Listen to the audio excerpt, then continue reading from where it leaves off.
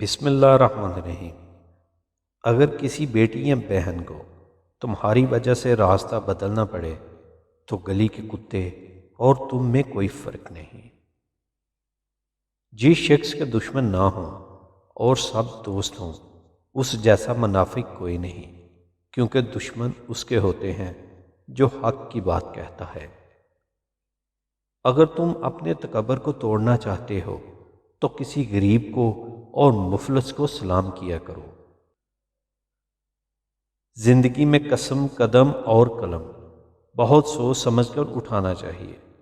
الفاظ ہی سب کچھ ہوتے ہیں، دل جیت بھی لیتے ہیں اور دل چیر بھی دیتے ہیں۔ اقتدار، طاقت اور دولت ملنے پر لوگ بدلتے نہیں بلکہ بے نقاب ہوتے ہیں۔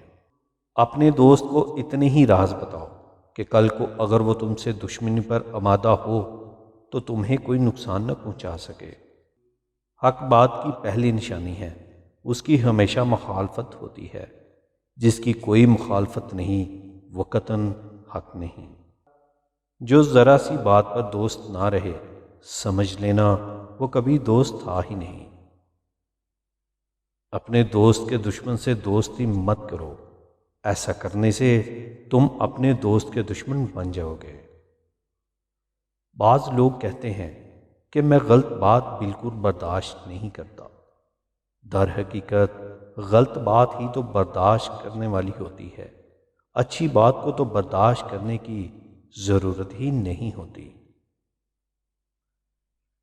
انسان مکان بدلتا ہے، رشتے بدلتا ہے، دوست بدلتا ہے، لیکن پھر بھی دکھی رہتا ہے کیونکہ وہ اپنا رویہ نہیں بدلتا۔